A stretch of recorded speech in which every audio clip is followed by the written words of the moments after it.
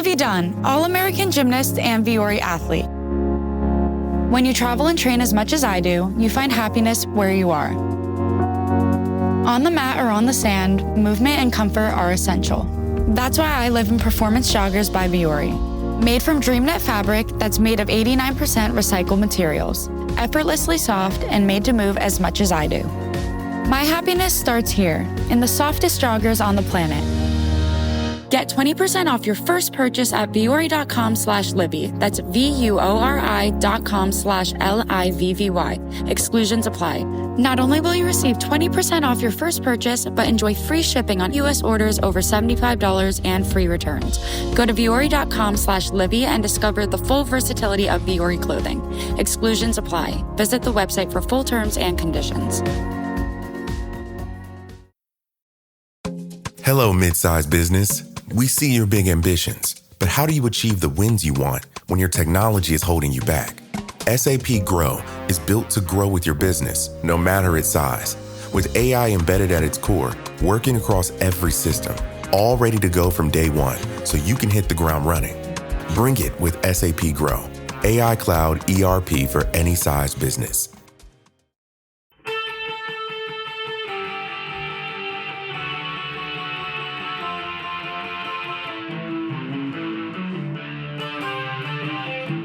This is the Daily Blast from the New Republic, produced and presented by the DSR Network. I'm your host, Greg Sargent.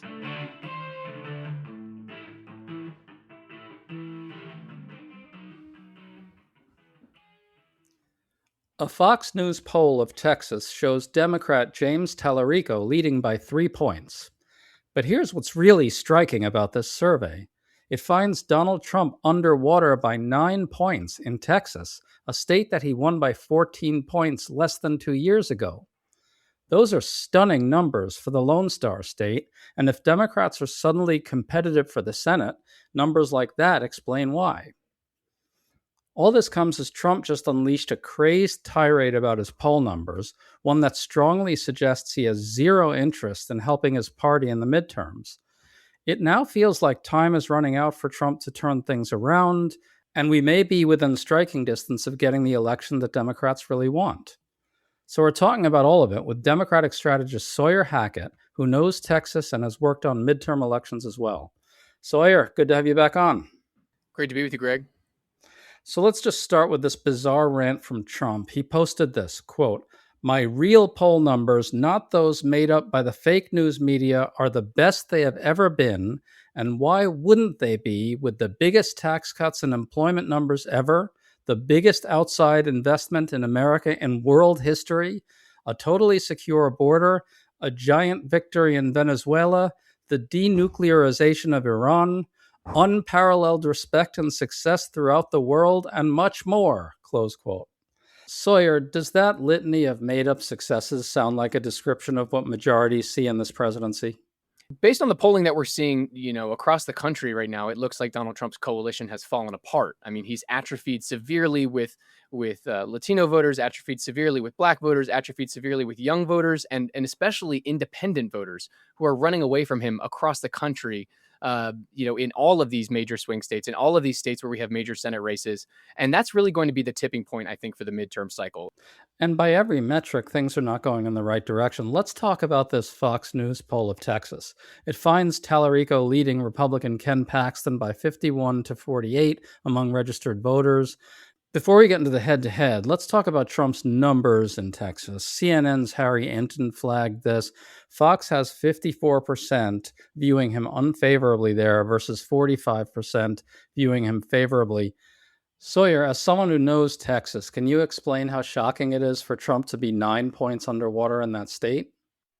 It's absolutely shocking for him to be 9 points underwater in the state, especially this far out from the election. I mean, Donald Trump won Texas by, I think, more than 13 points in 2024.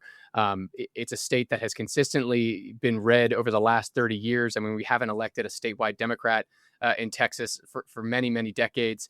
And so, over cycle, we've gotten closer and closer to kind of flipping the state. But Republican numbers, especially Republican, incumbents, have always kind of performed better in Texas because it is a state that is fairly conservative.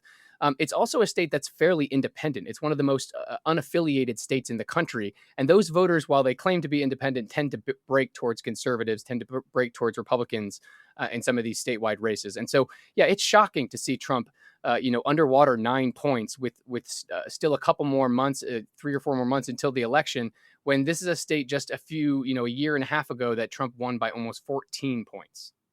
You brought up independents. The Fox poll finds that 78% of independents view Trump unfavorably versus 18% who view him favorably. That's 60 points underwater, and 50% of independents in Texas in the Fox poll have a strongly unfavorable view of Trump. Sawyer, have you ever heard of numbers like that? And can you explain why independents matter so much in Texas? Yeah, as I mentioned before, independents, make up a huge chunk of the electorate in Texas. It's one of the most unaffiliated states in the country. And I think independents have largely shaped how Democrats have performed over the last 30 years. As I mentioned, they've kind of broken towards Republicans, towards conservatives in each of these statewide races. But I think independent voters, more so than any other specific demographic, are responding to what's happening with the economy. I mean, you look at this poll and you look at the breakdown of what are the most important issues voters care about. To independents especially, it's affordability. And on cost of living, you have James Tallarico running away with the issue with Ken Paxton, who I think has been kind of bogged down and mired in personal scandal and kind of trying to overcome that with the electorate, not necessarily winning over those independent voters with his attacks on James Tallarico's masculinity. That's not necessarily working for them. So Tallarico being focused on affordability is turning those independents in droves over to the Democratic side. Yeah, and I think it's interesting that you say that we have to be alert to the possibility that independents break away from Democrats at the end. But numbers like these would suggest that we're looking at maybe a muted effect. If anything, like along those lines, it looks like Tallarico is going to win this demographic. In fact, the Fox poll has Tallarico beating Paxton by 39 points among independents. Clearly, Trump is driving that.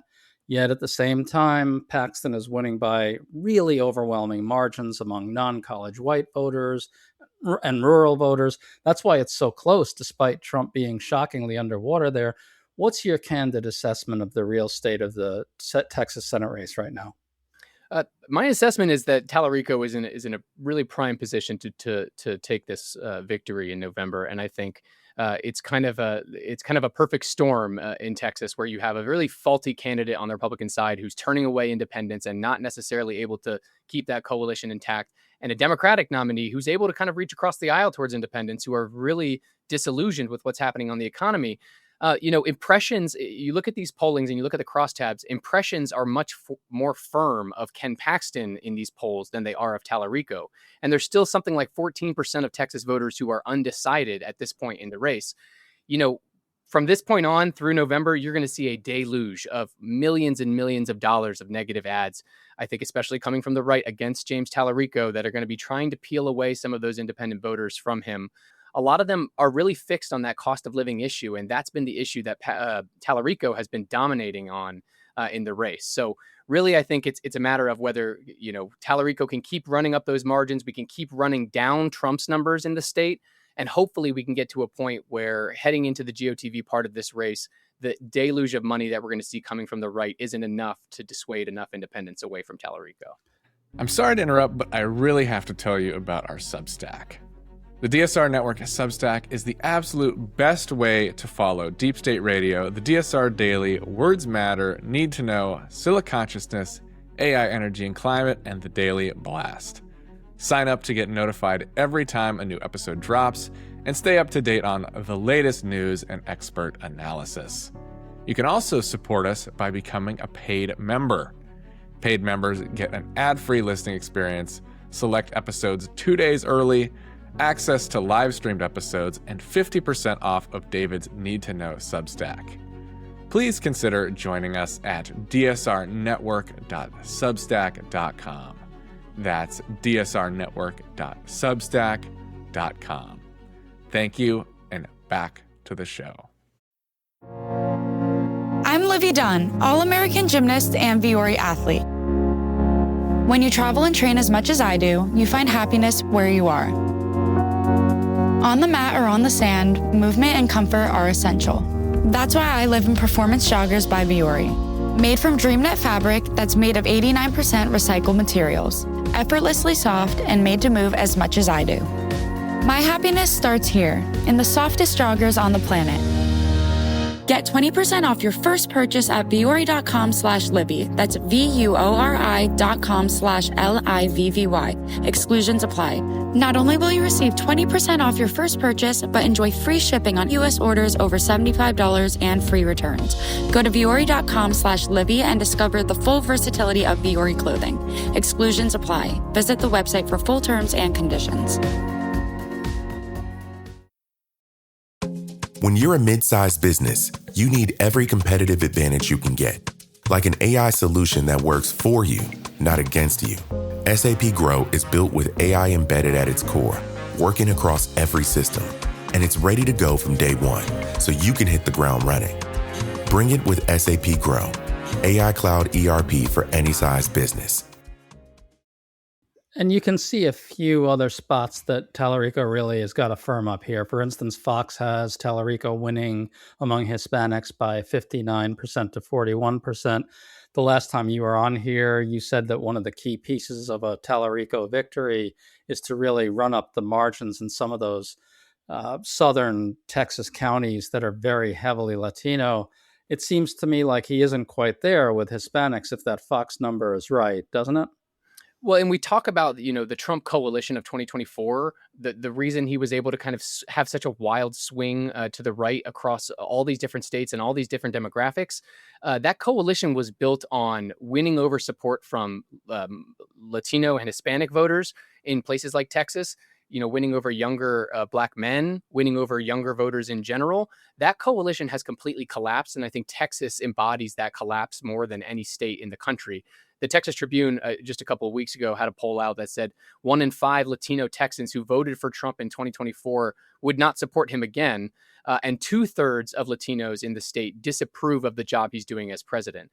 Those are not numbers that you can compete in a state like Texas, whose electorate has become so more diverse and so much younger and so much more urbanized. And in all of those places, in all of those areas, Donald Trump is atrophying his support among voters, not gaining.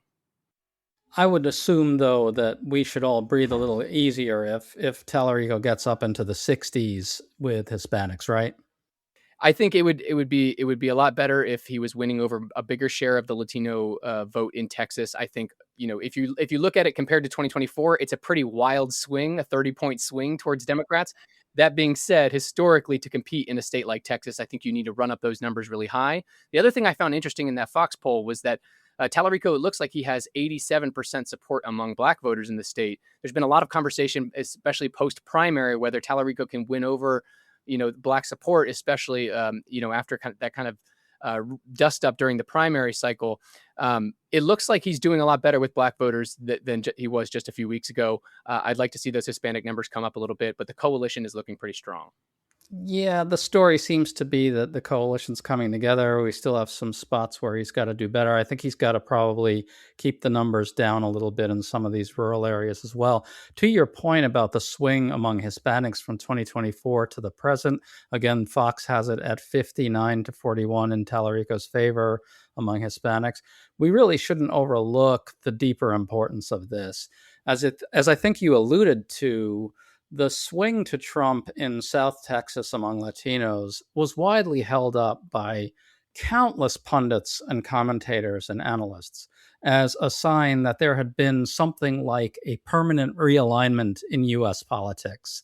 And now that has entirely evaporated. So this swing away from Trump among Texas Latinos is a major, major story, shows that lots and lots of people really overread the significance of 2024. And I really think we should underscore that. Can you talk about that? I think that's absolutely right. And I think that's not just a story that's happening in Texas. That's happening in states across the country, especially in these states with a major predominant Hispanic population like Texas.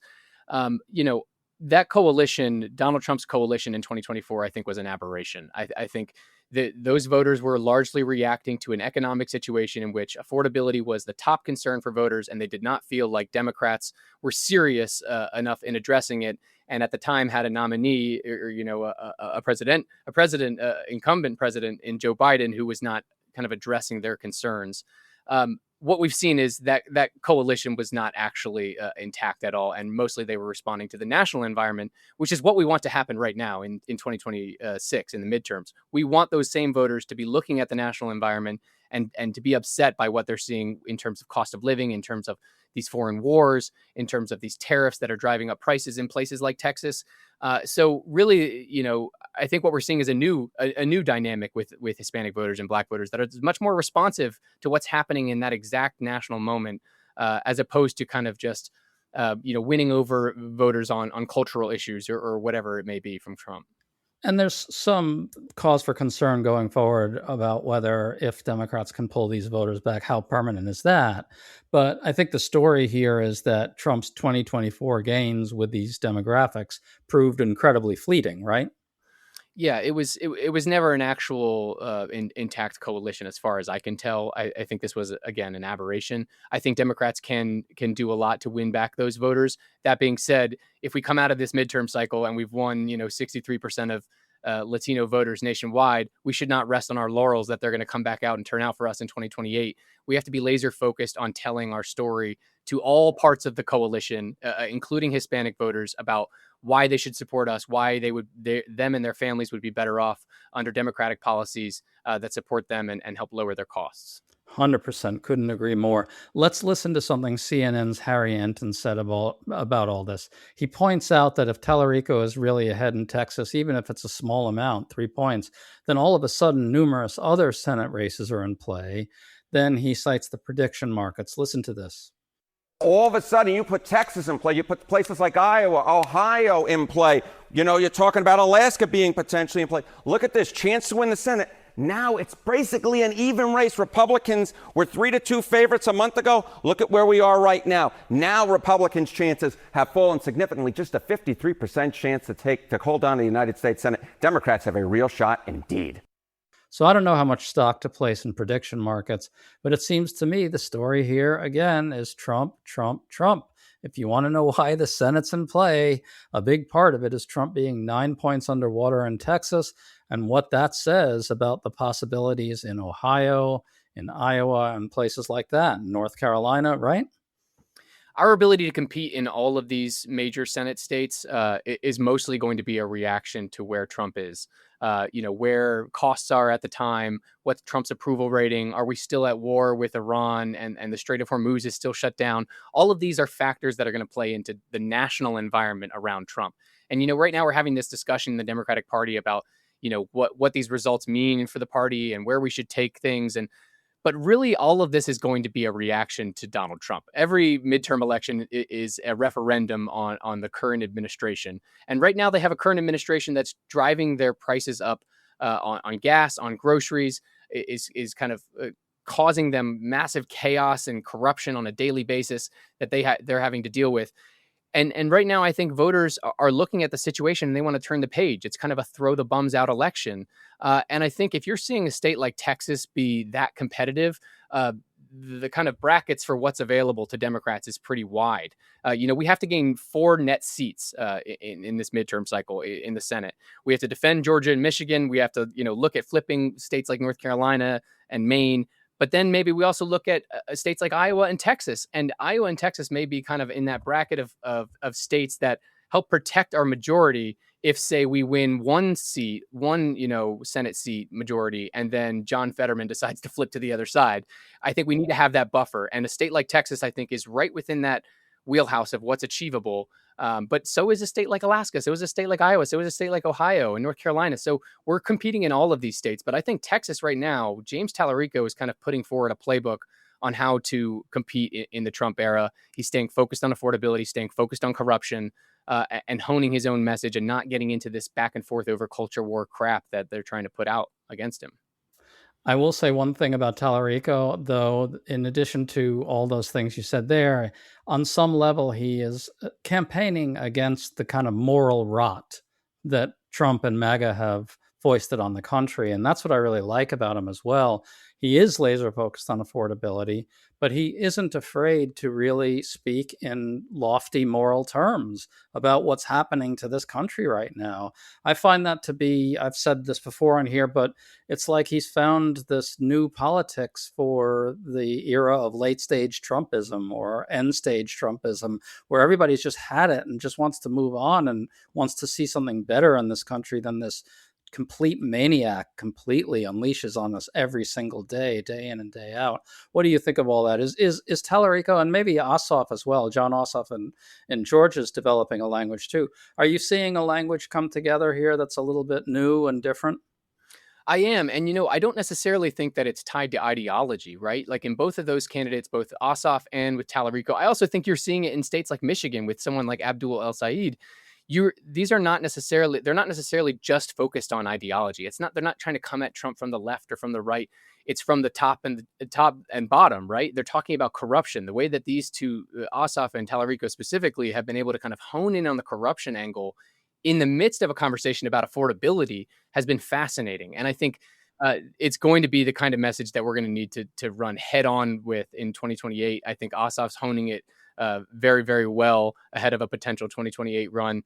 I would like to see more Democrats start to articulate that message, because it does seem like it kind of, you can win over a lot of folks who are in the middle. You can win over independent voters who are kind of looking at the corruption and looking at the affordability concerns and saying, this is a problem happening on, in both parties. I think Trump is the one causing the pain right now, but I'm willing to support this Democratic nominee in a state like Texas because he's clearly laser focused on the things that are, driving up my costs and, making me angry when I see my elected representatives kind of, enriching themselves and their allies at the expense of working families.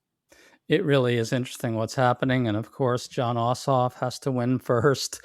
James Tallarico has to win first, but if it happens like it's looking like it might happen, then there will be a ton of stuff to learn about this.